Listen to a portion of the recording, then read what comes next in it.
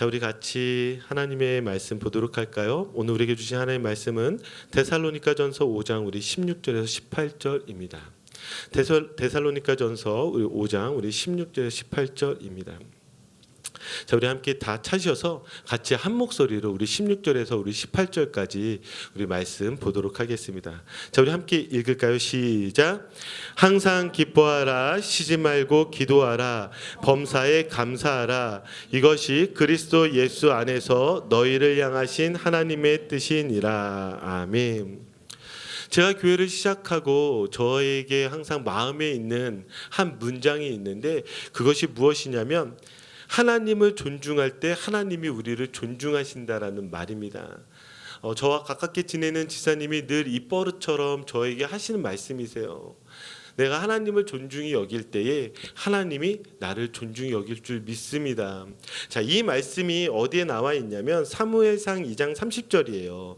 자, 우리 한번 같이 이 말씀 읽어볼까요? 시작. 그러므로 이스라엘 하나님 나 여호와가 말하노라. 내가 전에 내 집과 내 조상의 집에 내 앞에 영원히 행하리라 하였으나 이제 나 여호와가 말하노니 결단코 그렇게 하지 아니하리라. 나를 존중히 여기는 자를 내가 존중히 여기고 나를 멸시하는 자를 내가 경멸하리라. 아멘. 자, 이 말씀은 어떤 말씀이냐면 하나님께서 엘리 제사장에게 이야기하신 말씀이에요. 엘리 제사장이요, 하나님을 마땅히 존중히 여겨야 되는데 그렇게 존중히 여기지 못하였을 때, 그리고 그의 두 아들이 하나님을 온전히 믿어야 되는데 온전히 믿지 않았을 때에 하나님께서 이렇게 말씀하십니다. 나를 존중히 여기는 자를 내가 존중히 여기고 나를 멸시하는 자를 내가 경멸하리라. 이 말이 무슨 말이에요? 우리가 하나님을 존중히 여기면 하나님이 우리를 존중히 여겨주시겠대요. 그러나 우리가 하나님을 멸시하면 하나님이 우리를 경멸하겠다라고 말씀하시는 거예요. 그러면 이 존중히 여긴다라는 말은 어떤 말일까요? 이것은 히브리어로 카바드입니다. 이 카바드라는 말은 어떤 말이냐면 무겁다라는 말이에요. 매우 무겁다.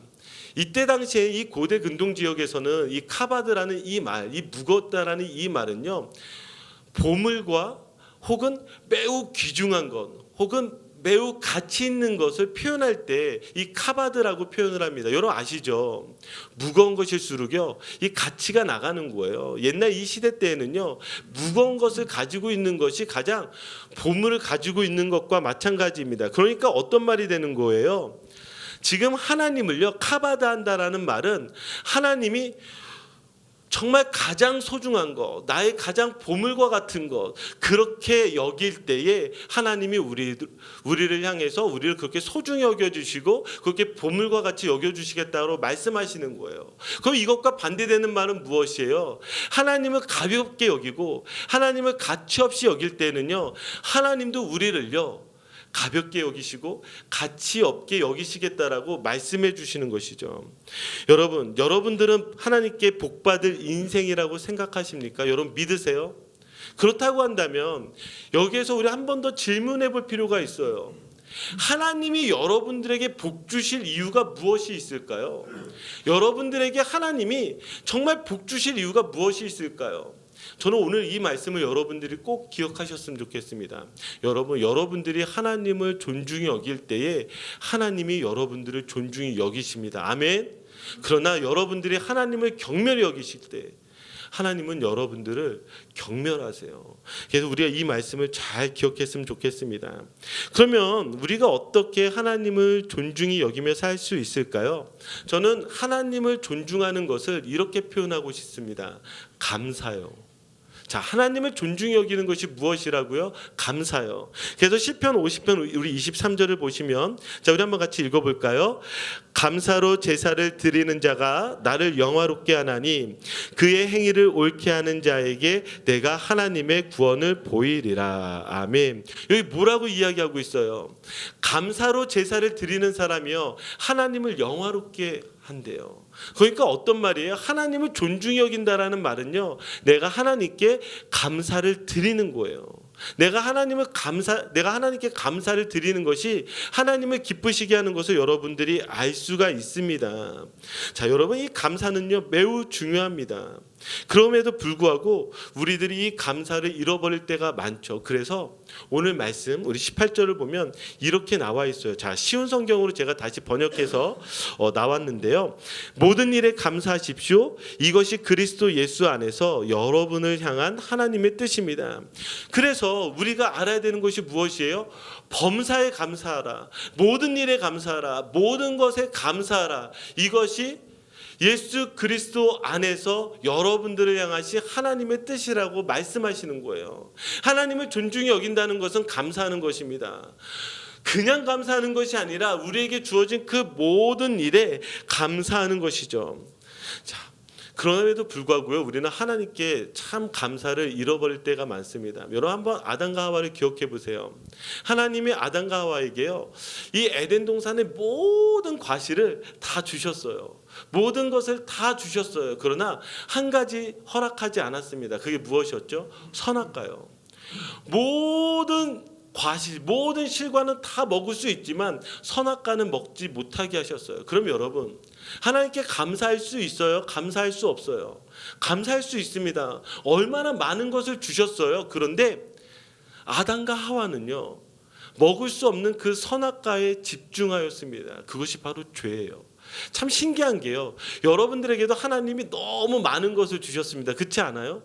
그런데요, 사람들은요, 참 신기한 게 무엇이냐면 내가 가지지 못한 그 한 가지를 가지고요, 감사할 수가 없습니다. 한번 생각해 보세요. 하나님이 여러분들에게 10가지를 주셨어요.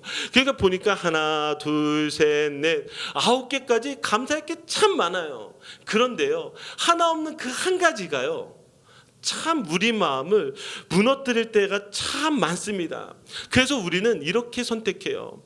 9가지의 감사할 것을 가지고 선택하는 것이 아니라 한 가지 그 나쁜 점을 선택하는 거예요. 그리고 그걸 가지고 불평불만하는 것이죠.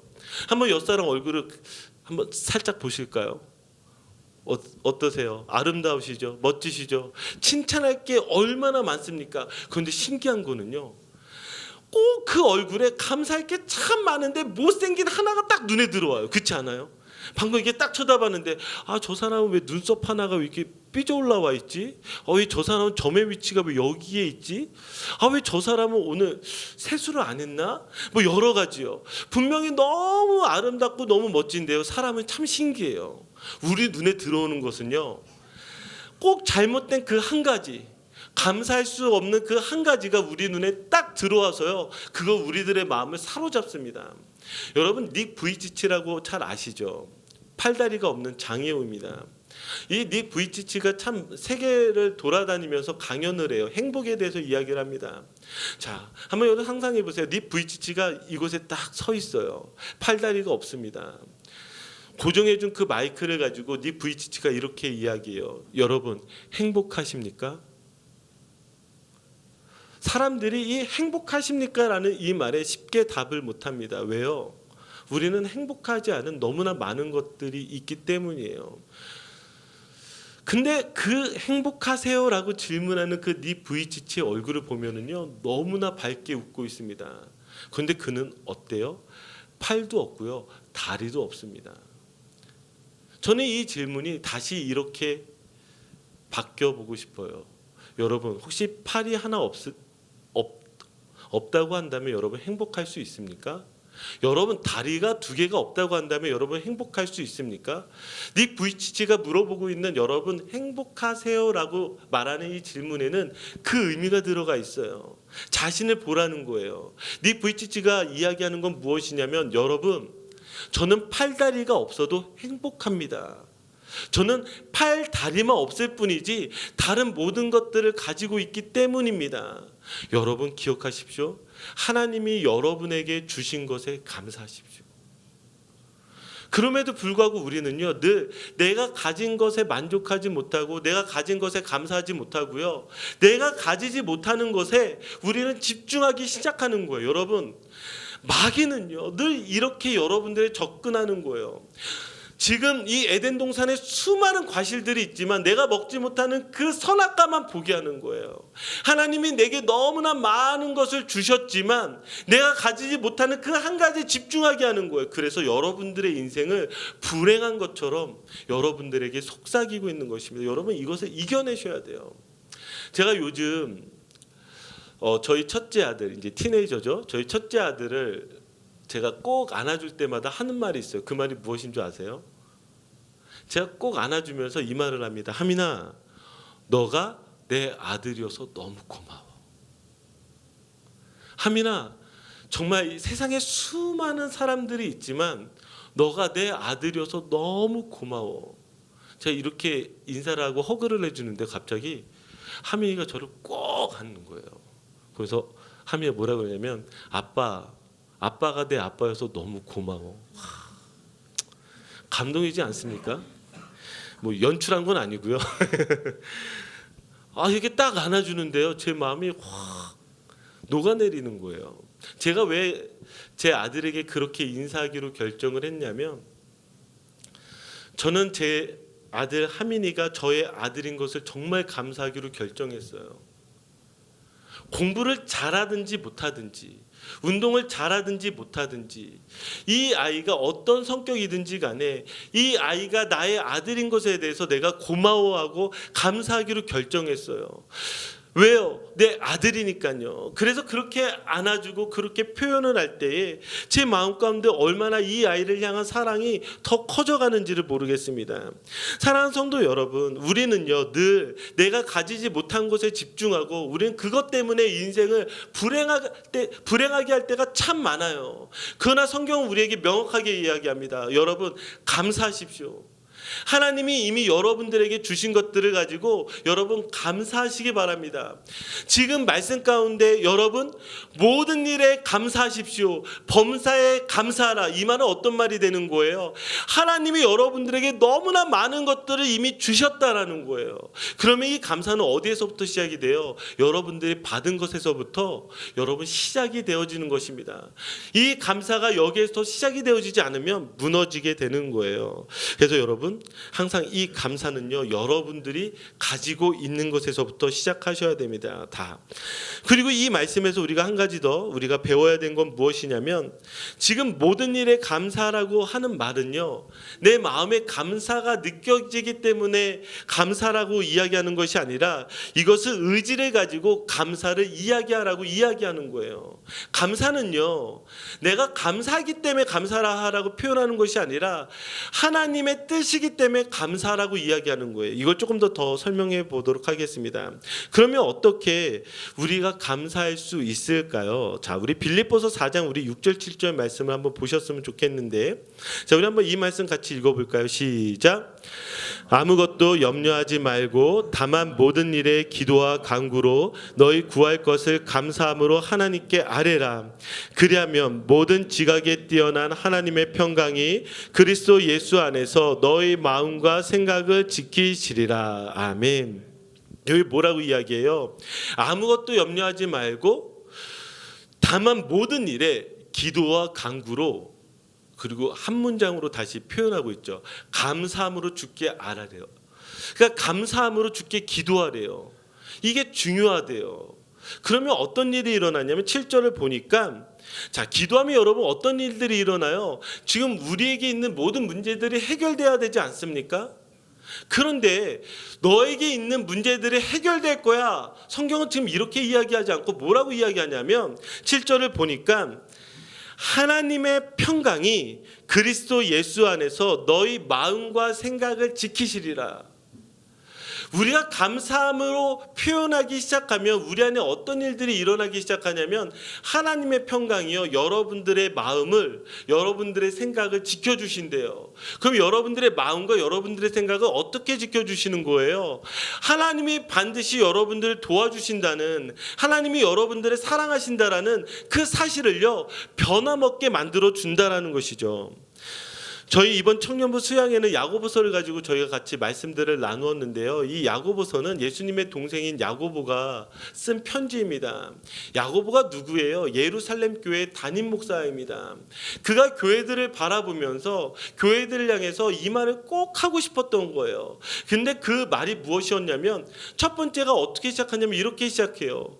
여러분, 여러분들에게 시험이 일어날 때에 기뻐하십시오. 이상하지 않아요? 어떻게 우리에게 시험이 오는데 기뻐할 수가 있어요? 기뻐할 수 없어요. 그런데 그가 두 가지를 가지고 두 가지의 관점을 가지고 이야기합니다. 여러분들의 시험이 일어날 때 기뻐하십시오. 그러면서 두 가지의 관점이 무엇이냐면 하나는 믿음의 시련이라고 표현하고 있고요. 또 다른 하나는 욕심으로 표현하고 있어요. 믿음의 시련은 무엇이에요? 시험이 내게 일어나지만 여러분 믿음의 눈으로 그것들을 바라보면 여러분들의 인생을 하나님께서 책임져 주시고 여기까지 이끌어 주시고 앞으로도 책임져 주시고 앞으로도 이끌어 주실 것을 발견하게 될 것입니다. 지금 이거 이야기하는 거예요. 그럼 욕심은 무엇이에요? 여러분 시험이 일어났을 때에 여러분들의 욕심의 눈으로 바라보게 되면 그거 하나님의 뜻인지 모른다라는 거예요. 그러면 감사라는 것은 우리에게 어떤 기능을 하게 되는 거예요? 내가 기도할 때에 그럼에도 불구하고 하나님 앞에 감사를 표현하였을 때에 하나님의 시각과 하나님의 마음으로 믿음의 눈으로 내게 일어나고 있는 일들을 바라볼 수 있게 되는 것이죠. 하지만 여러분 내가 그 감사를 표현하지 않을 때는요 내 욕심에 사로잡혀서 지금 내게 일어나고 있는 일들 이 시험들을요 믿음으로 이겨내지 못하는 거예요. 그렇다고 한다면 여러분 우리에게 중요한 것이 무엇입니까? 바로 감사함으로 하나님 앞에 나아가는 것입니다. 자 그런데 이 표현이요 골로새서 3장 15절에 이렇게 표현이 되어져 있습니다. 자 우리가 기도하면 어떻게 된다 그랬어요? 하나님의 평강이 우리들의 마음과 생각을 지킨다고 했는데 골로새서에서 더 구체적으로 이것을 표현하고 있어요. 자 보세요. 15절 우리 한번 같이 읽겠습니다. 시작. 그리스도의 평강이 너의 마음을 주장하게 하라. 너희는 평강을 위하여 한 몸으로 부르심을 받았나니 너희는 또한 감사하는 자가 되라. 자 그리스도의 평강을 가지고 한 번 더 이야기하는데 그리스도의 평강이 우리들 안에서 무엇을 만들어주는 거예요? 한 몸으로 만들어줘요. 한 몸이 된다는 말은 어떤 말이에요? 예수 그리스도와 내가 더 한 몸과 같이 가까워진다라는 거예요. 아니 나와 우리 공동체가 한 몸으로 더 가까워진다라는 거예요. 내가 하나님 감사합니다라고 표현을 할 때마다 내가 어떤 사람이 되는 거야? 하나님과 한 몸이 되는 거예요. 내가 옆사람에게 당신이 있어서 감사합니다라고 표현하는 것은요 이 사람과 내가 한 몸이 되어지는 거예요. 그러니까 이 감사는요 어떤 거예요? 관계를 바꾸어 주는 것입니다. 하나님과의 관계를 바꿔주는 것이고요. 다른 사람과의 관계를 바꿔 주는 것입니다. 사랑하는 성도 여러분, 그렇다고 한다면 여러분 우리가 반드시 기억해야 되는 것은 무엇이냐면 바로 감사입니다. 여러분 하나님께 감사할 때 하나님과의 관계가 회복이 되어지고요. 여러분들이 다른 사람들과의 관계에서 감사를 표현할 때 그 사람과의 관계가 회복되어지는 것입니다. 제가 저희 교회는 우리 젊은 가정들이기 때문에 늘 항상 마음에 두는 것이 무엇이냐면 젊을 때는요 감사를 잘 표현할 줄 몰라요. 왜냐하면 내 힘과 내 능력이면 다 되는 것처럼 생각하거든요. 밥 안 차려주면 내가 차려 먹으면 되지. 청소 안 하면 내가 청소하면 되지. 그때는요 뭐 항상 내 힘과 내 능력이 있으니까 다 내가 할 수 있는 것처럼 생각해요. 그러다 보니까 나와 함께하고 있는 사람이 무엇을 해주고 있는지 아니 나와 함께하고 있는 것만으로도 얼마나 감사한지 잘 몰라요. 그러니까 무엇이냐면 입에 감사가 붙지 않아요. 그냥 감사를 표현하지 않아요. 감사를 표현하지 않다 보니까요 어떻게 되는 거예요? 관계들이 조금씩 깨어져 가기 시작하는 것이죠. 저는 교회를 개척하고요 1년 1개월 동안 지나면서 뭐 제가 안 힘들었겠습니까? 개척교회 목사치고 안 힘든 사람이 어디 있겠어요? 다 힘들어요. 그런데 하나님이 저에게 끊임없이 하시는 말씀이 있어요. 명규야 감사해라. 명규야 감사해라. 저는 여러분들이 있어서 감사하고요. 함께 교회할 수 있어서 감사하고요. 이렇게 우리가 이런 시간들을 가질 수 있다는 것도 감사하고요. 얼마나 감사한 것이 많은지 몰라요. 그런데 한번 생각해 보세요. 우리 교회 안에 하나하나 따지기 시작하면 감사 못할 것도 너무 많아요. 왜 우리 교회 형제님들 이렇게 덩치 크잖아요. 왜 얘는 앞에 앉아가지고 목사님 얼굴을 가리는 거야? 왜 이 사람은 맨날 인상 쓰면서 다니는 거야? 왜 우리는 더운데 저 바깥에서 식사하는 거야? 왜 우리 교회는 화장실 하나여서 꼭 오래 기다려야 되는 거야? 뭐 하나하나요. 우리에게 주어진 것들 하나하나, 하나님이 주신 거 하나하나, 다른 사람들이 우리를 위해서 헌신한 거 하나하나 다 잃어버리기 시작했을 때 우리 입술에 뭐만 남아요? 불평 불만만 남아요. 불평 불만만 남으면 어떤 일들이 일어나요? 관계가 깨어져요. 사랑과의 관계만 깨지나요? 하나님과의 관계도 깨어지는 것입니다. 사랑하는 성도 여러분, 여러분들은 꼭 이 단어 하나 기억하셨으면 좋겠습니다. 감사. 그래서 저는 2019년 저의 남은 우리의 이 시간들을요, 감사로 채웠으면 좋겠어요. 여러분들의 감사 노트를 준 이유는요, 저는 소망하는 게 하나가 있어요. 이미 이루어지지 않았지만 내가 먼저 감사를 고백하였을 때 하나님께서 여러분들의 인생에 그 감사할 것들로 채워주시지 않겠습니까? 저 그거 기대하는 거예요. 하나하나 그 감사를 적기 시작하였을 때, 하나하나 하나님께 그리고 나와 함께하고 있는 사람들에게 감사를 표현했을 때에 이 100일의 시간 동안 여러분 한번 기대해 보세요. 하나님이 여러분들에게 어떤 감사들로 채우실지, 하나님이 여러분들을 어떻게 이끌어 주실지. 분명히 감사하라고 이야기하시고 이건 하나님의 뜻이야라고 이야기하셨고 이거 하나님이 책임져 주신다는 말이잖아요. 그러면 여러분, 하나님이 여러분들의 이 100일 동안에 어떻게 하나님의 감사로 채워가실지 우리가 함께 기대하면서 감사하였으면 좋겠습니다. 아멘. 같이 기도합시다.